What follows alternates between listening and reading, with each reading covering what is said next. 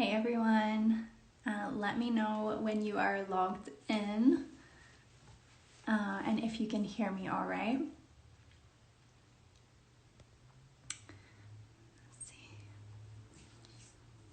We are on episode 16 of Get Dreaming with. Hey Daniel, good to see you. Yay, all right, let me know if you can hear me. Once you're in, say hi so that we know you're in here whilst we wait for Ryan to get connected. Super excited about this episode today. For those of you who aren't familiar, this is my series Get Dreaming With, where I go live to interview dreamers all around the globe on their unique experiences. Hey Ryan. Hey, hey. Can you hear me okay? Yeah, Awesome, great. So today I'm interviewing Ryan Hurd. Is that how I say your name correctly? that's right. Awesome. So Ryan decided to enjoy or utilize his love of sleep and naps to become a dream researcher and educator. And your aim is to bring a kind of new dreaming culture to integrate science and 21st century thought with also kind of intuitive ways of knowing and dreaming from our ancestors and history. Is that correct? That's it. That's my mission. It's been true for the last 15 years. Awesome, amazing. So, Ryan, before we dive in, and there's a ton of questions that have come through, tell the people who aren't familiar with this topic, how would you define sleep paralysis in its most simple terms? Like, what is it and what is it not? Yeah, so sleep paralysis is a really boring medical term, isn't it? And of course, it's one of the most fascinating, I'd say, conscious states that there is. So the medical term itself has to do with the paralysis that we feel when we are coming out of sleep or going into sleep. We're kind of in between, in which our body is asleep but our mind is awake. We have conscious awareness, and we're aware of the paralysis of the mind, which comes with REM sleep. It's a totally normal thing, but to experience the body in paralysis is disconcerting. And Yeah. so really the term is consciousness during sleep paralysis, which is even a worse term, you know. But what, of course, what it is it's just this dramatic opportunity to experience the mind in a hybrid state of awareness in which the waking world and the dream world are melding. Love that. Yeah, I like that you mentioned, that it does have that kind of boring medical term, right? Because, yeah, if you look at sleep paralysis as a term, it's exactly what it sounds like. You're just stuck in bed, but there's so much more going on than just not being able to move, right?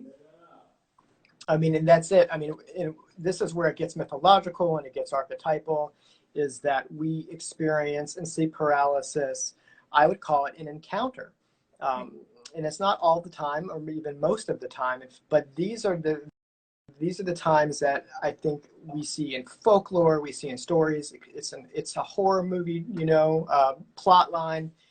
Uh, we encounter ghosts, goblins, ancestors, angels, aliens, you name it. The encounter happens during this strange state of awareness. So crazy. And so what made you want to, go into all this stuff? Because in your bio, you say you kind of had an interest in dreams and naps, and to go from that to then specialize or kind of niche down into perhaps what some people would describe as some of the most scary experiences or encounters of Right. their life. What led you to taking that on as part of your journey? Well, so I'm an experiencer myself and have been since I was a kid. I think the first time I had a sleep paralysis experience, I was 14. Uh, and so it's something that's been with me for quite some time. And my experience was the typical one that was very horrifying. I was being held down by something I could not see. And then there was also this sort of this ominous sense of evil or malevolence that came with that experience, that there was something in the room that's not me. And so that, you know, that uncanny sense that you're not alone. Difficult to put into words, but you know what I'm talking about. That's what I had at age 14, and I had no paradigm for this. I had no idea what was happening to me. And so, of course, I thought it was a demon. Naturally, the son of a, you know, Catholic mother who like almost became a nun herself. So I had some maybe unfortunate kind of cultural inroads there. But what happened is, in that particular encounter, is I started thinking about something that would relax me. I started thinking about love, because you know, I was 14 and I had remembered hearing that love conquers all. It's so cheesy. And so I actually started thinking about a person who I had a crush on at the time. And that relationship, that broke the paralysis. It broke that sense of malevolence, and it dissolved, and I was free. And Wow. so that was my first encounter, and then I didn't have it again for many number of years. And anyhow, I wrote the book because there hadn't been a book written, especially from a perspective of how to handle this in a self-help kind of way, a way that compiles the medical literature and then brings in the cultural, but also like, here's what we can do about this. Yeah. And someone had just asked over chat, you know, do I think that this is spiritual? And I think it is eminently spiritual, in the classic sense of encounters with spirit. So, this is sleep paralysis is a place where we encounter spirit and spirits. Now we can go into psychological theories about, and everyone I think has their own felt sense about what is, you know, I guess you could say the reality of these encounters. And that's not my job to try to explain that or explain that away other people's experiences. But for me, it's very spiritual, and it has to do with me encountering the universe and larger layers of selfhood and larger layers of being. I love that. And this is your book. I've got it right here for anyone who hasn't heard it. So you call it A Guide to Hypnagogic Visions and Visitors of the Night.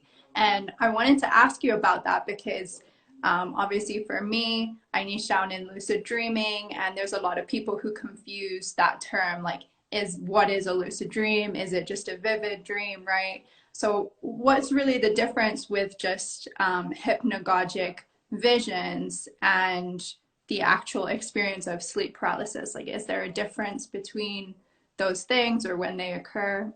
Yeah, so it's confusing and it's layered, and people disagree, I'd say, in the field as well about what is what.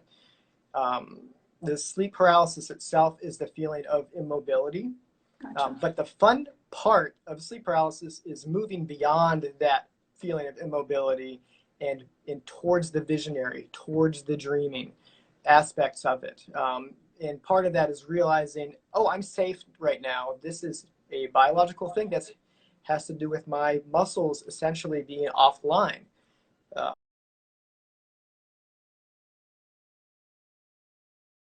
And once we make that realization, the fear abates. And that's very, very important, because when you're in a REM state, when you're in a hybrid state of consciousness, it's very easy to be fearful. Our emotions are stronger in REM than they are in waking life. And so we can really go down the rabbit hole of fear very quickly, especially for people who have had some trauma in their lives. There's lots of connections between past traumas, including sexual trauma, and sleep paralysis encounters. And so it's very important to have an ability to ground oneself in one's truth, right? And so for some, that could be about scientific truth, and others it is, I'm safe right now because I can lean back into my faith, or, you know, just whatever it is. It's really important to have that grounding. But hypnagogia, right? Hypnagogia is a kind of a dream. And hypnagogia happens right at that stage. You know, it's basically light sleep. Sometimes hypnagogia without sleep paralysis is it's closer to hallucinations that happen, say, in LSD, in which you have sort of patterns So you might have rather than, and you have patterns of multiplicity. So not just one roach, but 1,000 roaches Wow. scattered all over the room, and it can be very creepy. Or not just one sound, but a soundscape, you know, in a complete, a kind of complete reality of sound. And then other noises, people hear their voices and things like that. So, but when you add hypnagogic visions to sleep paralysis, that's where you get the nocturnal pressing spirit that is the sort of the vampiric, right? You know, the ancient, the hag, the ancient, the deity, the dark, the man with the hat. I mean, everyone's kind of got their own cultural, I'd say, lens on this phenomena. And here's, I think, also where it gets, I think people miss this point a lot, but it doesn't have to be negative, although I think we're sort of hardwired for it to be negative. But if we do basically what I was saying about grounding, what about grounding ritual, about having a sense of curiosity that is greater than our fear, what happens is the encounter turns. And so if we think of that, we're in an encounter, that relationship shifts in the moment. And so the entity emerges not as our worst nightmare, but as something greater than. And this is where you start seeing, you know, these other parallel narratives that have come through history, such as Asclepius, you know, the Greek god and the god of healing, and his healing consorts who come through in sleep paralysis visions to heal, you know, the dreamer. Are there stats on that with like how often people have, you know, overwhelmingly, if you look online, people are experiencing extremely negative experiences, right? And that really surprised me because it seems like people know what sleep paralysis is, and there's a lot of people who they know they're in sleep paralysis, they've had it like a number of times, and they're still having these incredibly scary experiences and being terrified to go to sleep and have sleep paralysis, right? But are there people that, you know, will experience it and just have all pretty good experiences? Is it simply a mindset thing? Like, are there any stats that you know on that? Not a Not a lot of stats. Not a lot of stats. I think it is a mindset thing. However, I would never want to whitewash the encounter as like if we just bring our good vibes, that it's always going to be awesome, because that's just not phenomenologically accurate. Totally. After experiencing sleep paralysis for I guess 30 something years, like I'm still scared when it happens to me. I have now a protocol, right? I have a protocol, and I move through my protocol, and sometimes I have other occurrences. I have a guided vision, or I have a sensual or an erotic experience, or a transpersonal experience. Very, very rarely, may I add. And so and then of course the out of body, right? So shifting to out of body is something that the lucid dreaming community uses sleep paralysis for, as essentially as a trigger. I'm in sleep paralysis, and then closing one's eyes and focusing on an intention. Often we will go back into a dream state. And so I think that can be super healthy and incredible. The closest thing to a stat that we have is that there's some researchers in the UK who looked at paranormal beliefs and sleep paralysis incidents, and especially sleep paralysis, I think it was intensity or some kind of measure about like how bad it feels, basically. And people who have paranormal belief systems believe in ghosts tend to have more ghost experiences. And so, which I think is an interesting point that could be explored in a lot greater detail. And so I think our beliefs and our intention play a big role. Cool. I love that. And I want to get into some more of your how-tos and like how to actually enjoy this in the lucid dreaming experiences or out-of-body experiences as well. But I wanted to ask you before that, you know, how can you go into details of how to induce this experience? So for those people who are interested in having this experience themselves, you know, you write in your book about different ways that it can be more likely to Sure. actually have an experience, right? Yeah, so right. So we'll just go. Let's cut straight to the how do you do it, and this is sort of a lucid dreaming spin on things. Yeah. And so, you know, basically what we're trying to do here is we're trying to use sleep paralysis as, say, a gateway to other states of consciousness, dreaming out of body and whatnot. What we want to do is keep our awareness as we're changing our circadian rhythm, as we're moving into REM sleep. And there's certain times where it's easier to do so than others. So timing is a big piece of it. And so, you know, with lucid dreaming, it's the same thing. You want to do the second half of the night because you're more prone to be in REM sleep then, right?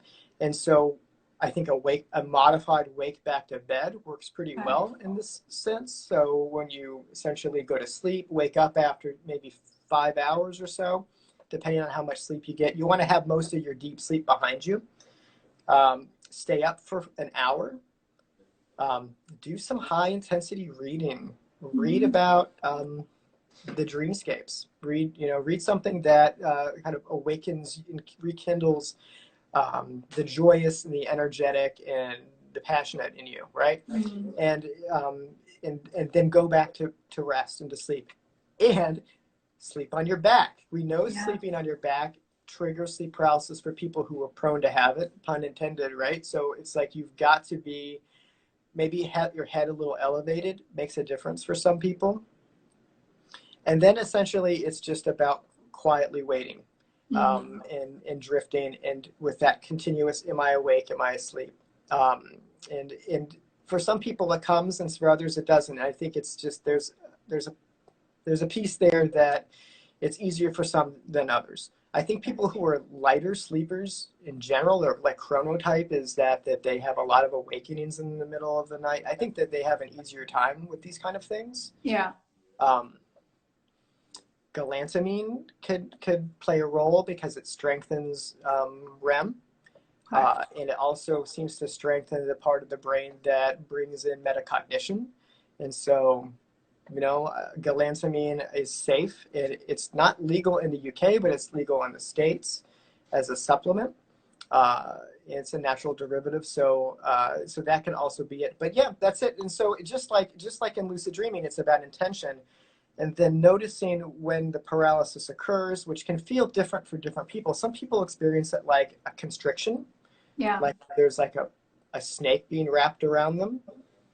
Or some people experience it as a pressure on the chest. But other people, it's very interesting. Other people just smell, some people get a smell. They'll like something rotten or fetid or warm, as if someone's breath is suddenly on you.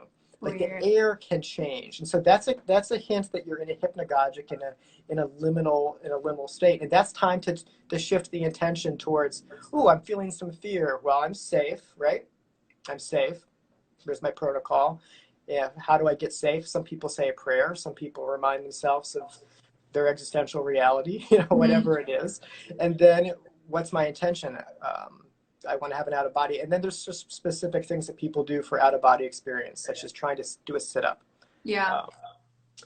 And then anyway, in lucid dreaming, sort of same thing, but that's it. So, and nap time is also really good for sleep paralysis because most of us are sleep deprived.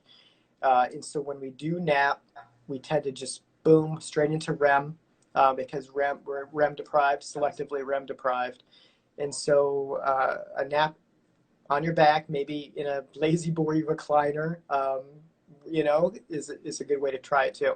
Yeah, I remember like having my first experience was actually right after I learned what it was, like reading or watching some kind of video on sleep paralysis. And then that evening I had an experience where I was laying on my back. It was in Japan, so I was on like a floor futon.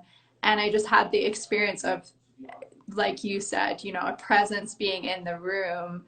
And then slowly my like duvet covers being like pulled off of me, which was really strange. And I could see like kind of footprints in the bed, but there was nothing on top of me. It was like something was standing on either side of me, and I could see, the bed sinking where this presence was standing. But kind of like you said, I felt excited about it. I was like, oh my God, it's happening. Like it's working, so I didn't really feel necessarily scared. And I also have really liked using it for out of body experiences, because for me, trying to, sit up and being in a light sleep, it's difficult because your body can move, right? But if you're in that kind of deep paralysis, it does seem to be easier to detach from your body, or feel like, oh, okay, my body is really solid and totally paralyzed, so I won't, suddenly just roll out of my bed or something like that. But I was wondering if you could share some of your, most favorite or interesting experiences that you've had or even heard of through sleep paralysis, or any that go into, lucid dreams or out of body experiences, or actually enjoyable experiences. Yeah, sure. So, I mean, I've had just, hundreds of negative experiences for sure that I feel like I've been sort of put through the fire for. Lots of encounters that went poorly. I've had some sexual assault as well in my sleep paralysis that's difficult to talk about, to think about. But I bring it up because it's something that is, how many taboos are we talking about, right? I mean, there's demons having sex with me in my sleep. It's sort of something that we're not allowed to talk about in polite society, but it's actually fairly common. Yeah. So I just want to bring that up to people that it happens. I've also had positive sexual experiences in sleep paralysis that resulted in orgasm. This is something that a lot of people also experience, and it's okay. It's healthy. Yeah. I don't think that we're in danger of being wedded to a demon lover, and that this is my personal belief system. Yeah. So this is a part of normal, functioning, healthy, out-of-body, altered state experiences where sexuality, spirituality, horror are all combined, right? And they're basically inroads to, I would say, the divine, to the ground of being, to bigger spaces, but it also, one thing that comes to mind is a healing encounter I had. And so, I brought up Asclepius earlier, who is the Greek god of healing, who I think is really a wonderful paradigm for reshifting our focus on like what is possible. But this happened a number of years ago, in which I fell asleep. I was actually in a pretty poor mood. I had a lot of social stress that was in my gut. And so I was experiencing a lot of just discomfort, and I took a nap. I basically gave up and took a nap in the middle of the day because I was feeling so poorly.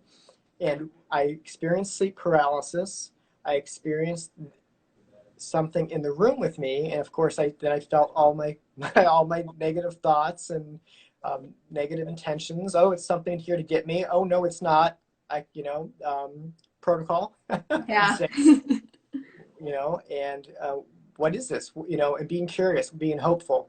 And so what emerged was a shrouded figure, a feminine presence who's standing over me.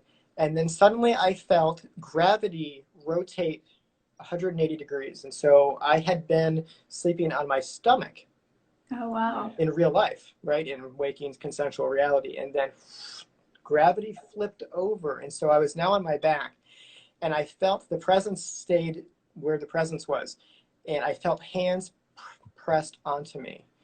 And I felt this glowing, healing energy emanating from the laying on of hands right where I was experiencing pain and discomfort. Wow. And meanwhile, the shrouded figure became more fully realized as a feminine presence with dark hair, wearing white robes. And then essentially I woke up back on my stomach again, and my discomfort was faded and gone, and I felt absolutely blessed. I felt I had been blessed by a healing encounter. And Wow. so this is a sleep paralysis encounter that went positive, that went healing, and this is part of the spectrum, right? So Yeah. it's not.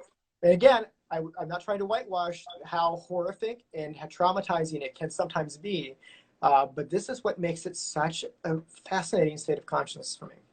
Yeah, I love that you share that, and especially about how you can receive healing, and it's the same with lucid dream experiences, right? Like a lot of people do mention that they're able to heal in some way, and I like that you touched on those sexual encounters as well. As I think scientifically we are in more of a sexual state while we sleep, so it makes sense that people are having these kind of experiences, whether they're feeling that it's good or bad. You know, I certainly have worked with a lot of people who are having a great lucid dream sexual encounter, and suddenly the person turns into like this old scary hag or a burrito or like other just out of this world kind of thing. So definitely it's interesting to hear, you know, that there's two sides to this coin.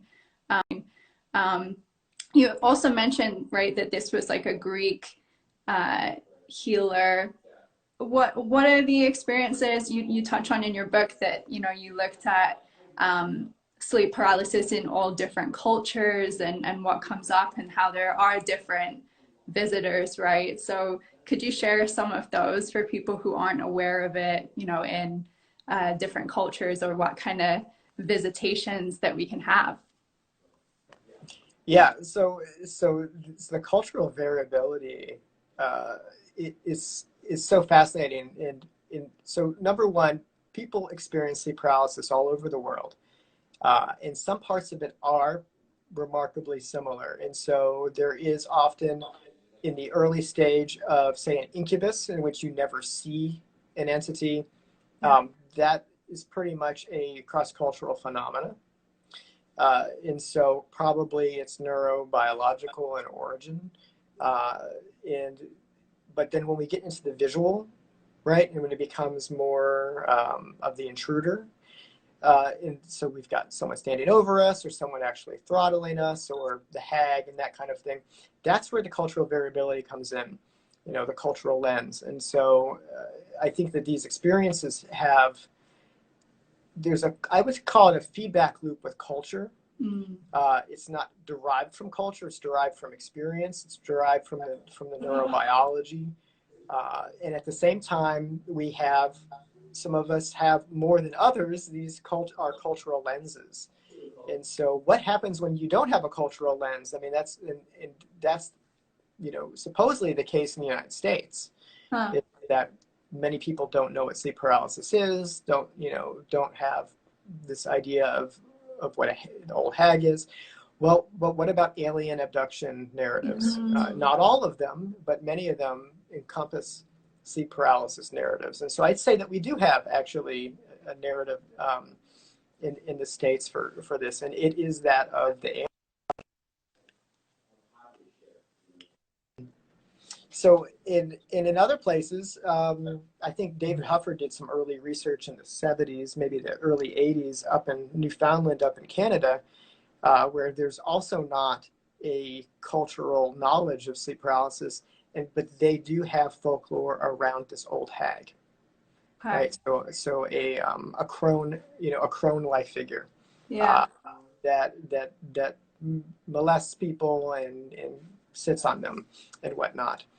And so there's that, but it's all over. You know, African American communities in the United States, especially in the South, have more intact cultures. Of course, African American communities have more, I'd say, um, developed dreaming cultures as well that are passed on through the family. Yeah. And so the devil riding is a very common way of describing it.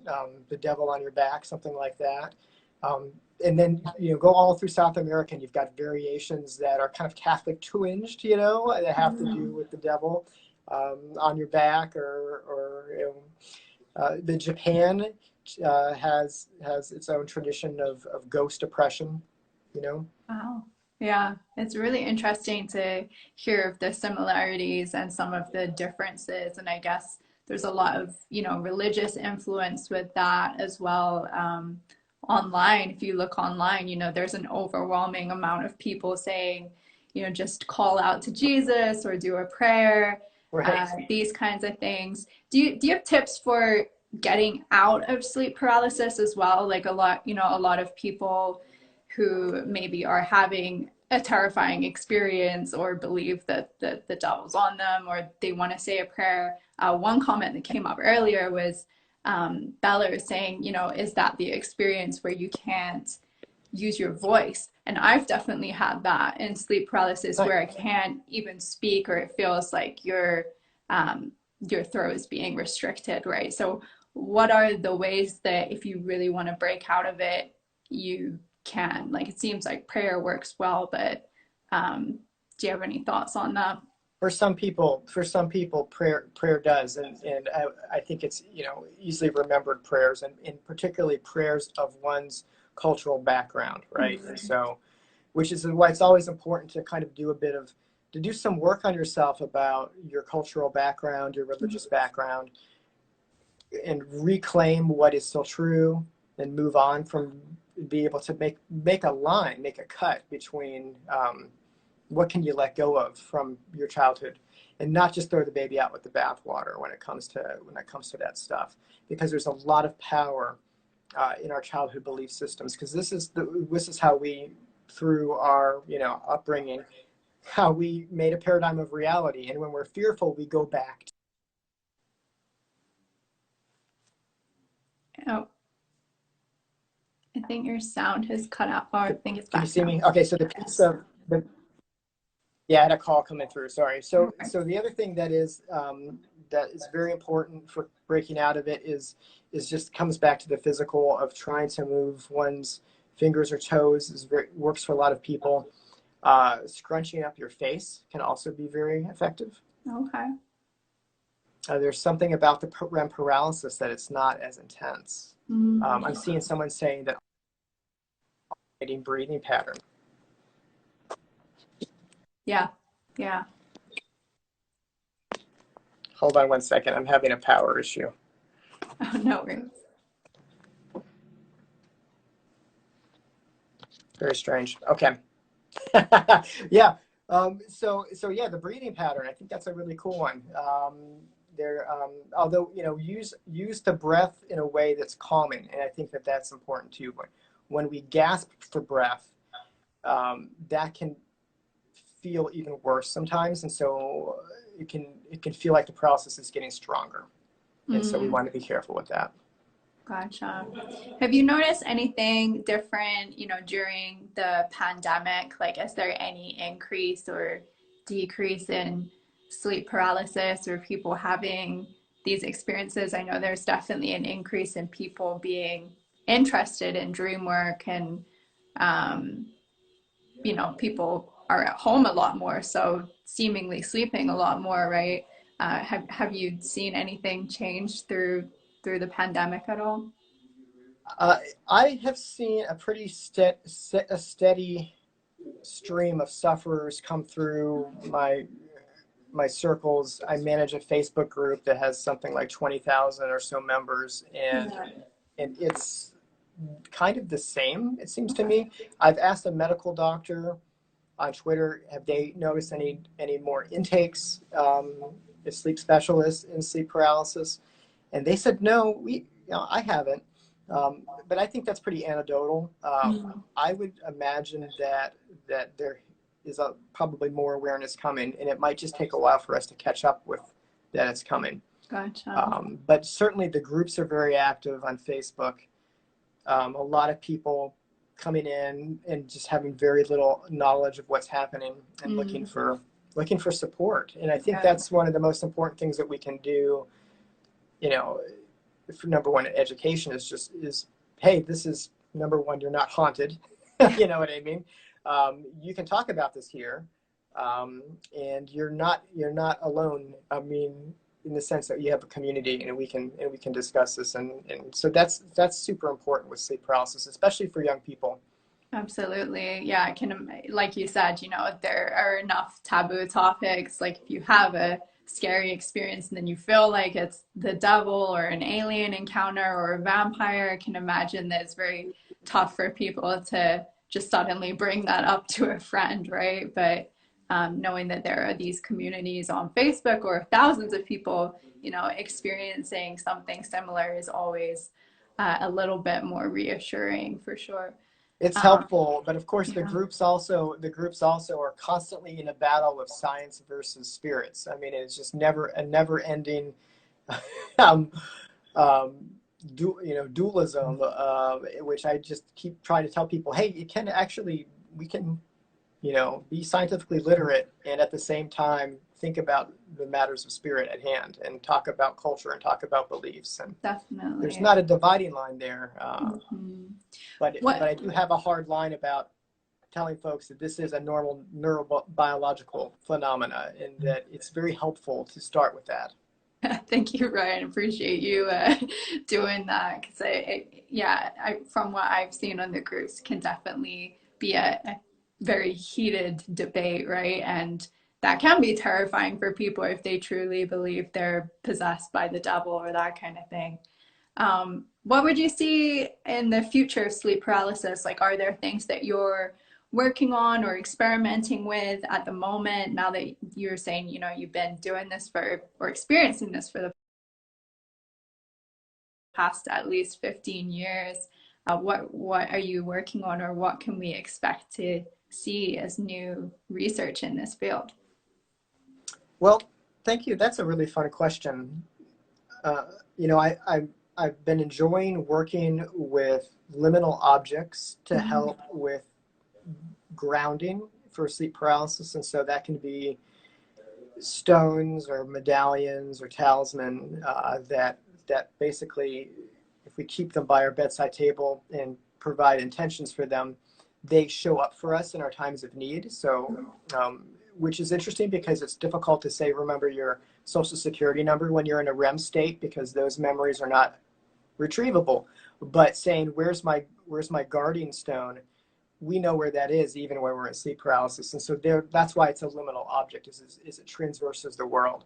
And Amazing. so ritual protection is something, and so I love researching the old ways about how people used to do ritual protection for these things, and I love experimenting with myself for that. And so that's one kind of fun approach. And I'm more and more just interested in people's encounters, and so I think of it as an encounter, and I'm particularly interested in how the encounter transforms. Mm-hmm. And so when we bring our, I don't know, I guess our just ability to to hold off on projecting onto the unknown and be hopeful and patient and sort of surrender to that moment. Who shows up and what is our encounter like? And I love collecting stories of people who discuss how the entity shifts and changes in front of their eyes when they take a different perspective. And I think that that's something that could, yeah, I could write a whole second book just on that particular one thing, the encounter itself. Yeah, yeah. I mean, it's fascinating to even hear what different kinds of encounters there are. Do you think that affects, what people experience themselves as well, right? Like, for me, coaching in lucid dreaming, I try not to, put my own words in someone else's mouth or tell them what Yeah. kind of experience they can have. I like your approach of just, go into sleep paralysis or get lucid and see what comes up for you. Is it more likely that if you are in these Facebook groups and reading about all these alien encounters, that you're more likely to have that kind of experience, or I what have do you pretty, think? I have thick skin now at this point, but when I was first researching this stuff, would only do the research during the day. So, uh, and then nighttime, I'm like watching stand-up comedy. Mm-hmm. Because yeah, I was not going to be touching this, because it's the fire. It's the fire in some ways. And so in encountering other people's trauma and other people's wrestling with the big questions it's easy to get them to soak in. So yeah, for now it's not a problem, but it was in the beginning. But I think that as dream workers, we learn to do that over time, and create our own sort of shields for that sort of thing. That goes back to ritual protection in a way. Yeah, yeah, that makes a lot of sense. Interesting question before we finish up from Daniel, Dream Prophecies. Have you had shared similar sleep paralysis experiences in the same room, but on different nights? Oh, fun. Yeah, so that's fun. So let me end with this very quick story. So I live in Philadelphia, which is a very old city in Pennsylvania, and the part of the city I live in, we're in a house that was built in 1799, and we're basically up. It's a sort of a worker home for a paper mill that was going early as 1690 or so. And so a few years ago, I went down to this village, and there's still the paper mill site still there. One of the old stone buildings is still there. It's in really nice shape. They do tours occasionally. It's owned by a park, right? And so they had some park rangers who used to live at this building at different times, because the way that the park system would work it is like, if you were a ranger, you could stay in the house for free or for very cheap, but you kind of like, part of the deal is you're fixing it up a little bit, you've got some carpentry skills, right? You're leaving it a little better than you found it. And so I heard a story about two different rangers who lived in the same house from the 1690s, 1700s, who both had the same sleep paralysis experience, sleeping in the same room. Wow. But they were I think living at this spot 20 years apart.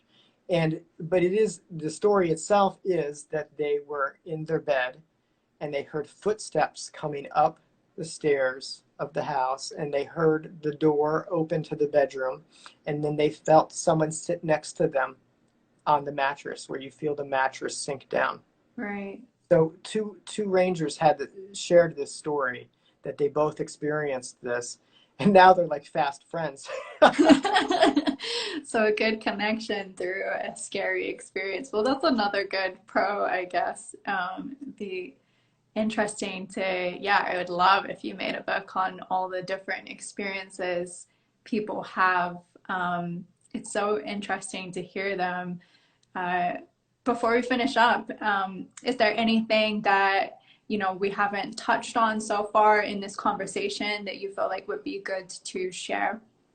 Well, just on this thought of Daniel's question, I mean, like, this is something that we can do as dream researchers, if we're prone to sleep paralysis, is go sleep in weird places and use a protocol, and see who and what shows up.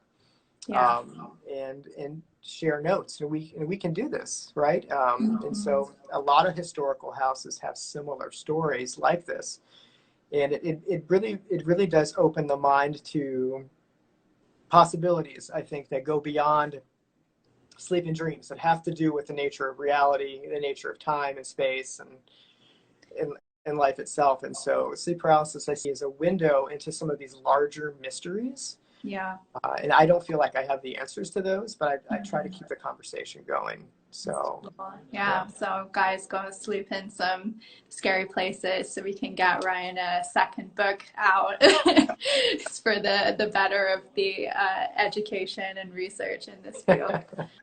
Thanks so much, Ryan. This conversation is amazing, and I feel like, I could easily talk to you for probably 10 hours straight and just keep picking your brain on all these experiences.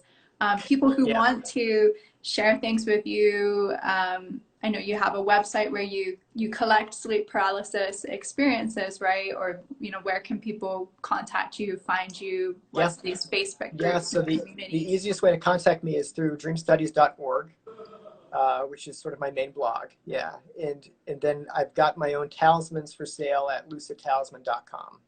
Amazing. And what's the Facebook group name? I think it's just sleep paralysis, and it has something like 21,000 members.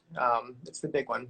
Amazing. Awesome. Well, thank you so much, Ryan. The other thing I always ask is there a dream researcher or anyone in this field that you would love to see on this series that we could pick their brain as well?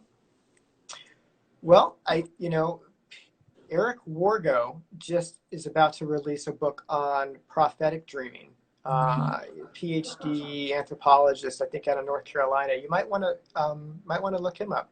Okay, that sounds amazing. Thank you so much. Thanks, Ryan, and we'll keep you updated on our scary experiences. I'm looking forward to your second book for sure. Thanks for having me. This was very fun. Bye. See ya.